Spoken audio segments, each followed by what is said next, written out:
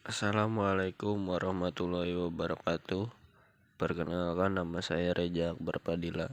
Saya dari kelas FM 20A Universitas Buana Perjuangan Karawang. Di sini saya akan mempresentasikan tentang matkul perkuliahan saya, yaitu biokimia.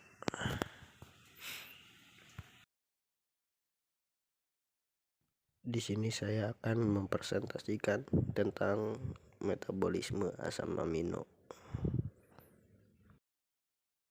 Baik, pertama-tama kita akan menjelaskan tentang katabolisme asam amino. Asam-asam amino tidak dapat disimpan oleh tubuh. Jika asam amino berlebihan atau terjadi kekurangan sumber energi lain, karbohidrat dan protein, tubuh akan menggunakan asam amino sebagai sumber energi. Tidak seperti karbohidrat dan lipid. Asam amino memerlukan pelepasan gugus amin. Gugus amin ini kemudian dibuang karena bersifat toksik bagi tubuh. Jadi bagaimanapun kita itu tubuh memerlukan karbohidrat dan protein. Ketika kita kurangnya asupan karbohidrat dan protein, imun kita akan turun. Lalu jika berlebihan pun kita akan mendapatkan dampak negatifnya. Di sini ada dua tahap pelepasan gugus amin dari asam amino. Yang pertama transminasi, kedua deaminasi oksidatif. Perbedaannya adalah transaminasi adalah enzim aminotransferase memindahkan amin kepada orketoglutarat menghasilkan glutamat atau kepada oksalasetat menghasilkan aspartat. Dan deaminasi oksidatif yaitu pelepasan amin dari glutamat menghasilkan ion amino. Nah, di sini ada sintesis asam amino. Sintesis asam amino, semua jaringan memiliki kemampuan untuk mensintesis asam amino non-esensial, melakukan remodeling asam amino serta mengubah jangka karbon non-asam amino menjadi asam amino dan turunan lain yang mengandung nitrogen. Tetapi hati merupakan tempat untuk metabolisme nitrogen. Dalam kondisi surplus diet, nitrogen toksik potensial dari asam amino dikeluarkan melalui transminasi, deaminasi, dan pembentukan urea. Rangka karbon umumnya diubah menjadi karbohidrat menjadi jalur gluconeogenesis atau menjadi asam lemak melalui jalur sintesis asam lemak. Berkaitan dengan hal ini, asam amino dikelompokkan menjadi 3 kategori, yaitu asam amino glukogenik, ketogenik, serta glukogenik dan ketogenik. Oke, selanjutnya saya akan menjelaskan tentang biosintesis alanin. Alanin dipindahkan ke sirkulasi oleh berbagai jaringan, tapi umumnya oleh otot. Alanin dibentuk dari peripat. Hati mengakumulasi alanin plasma, kebalikan transminasi yang terjadi di otot, dan secara proporsional meningkatkan produksi urea.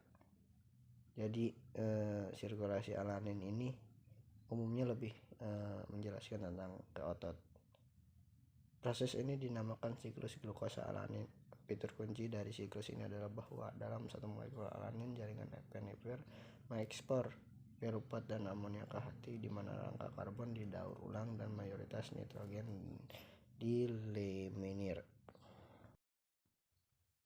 Dari biosintesis alanin tersebut dari otot ada 2 jalur utama untuk memproduksi alanin otot, yaitu secara langsung melalui degradasi protein, kedua melalui transminasi piruvat dengan bantuan enzim alanin transminasi, juga dikenal sebagai serum glutamat transminasi SGPT.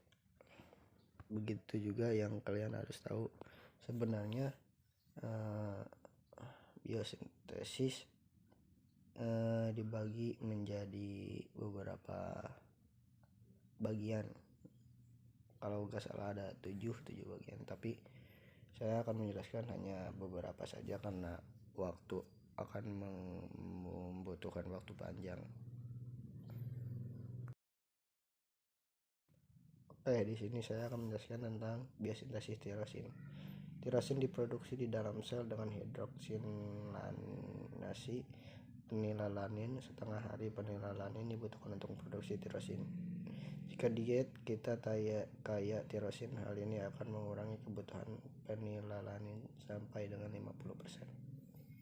Penilalanin adalah campuran fungsi oksigenasi. Satu atom oksigen digabungkan ke air dan lainnya ke gus hidroksil dari tirosin. Reduktan yang dihasilkan adalah tetrahydrid cofactor yang dipertahankan dalam status tereduksi oleh NADH dependent enzim dehydrate reductase. Oke, lalu di sini saya akan menjelaskan tentang biosintesis serin.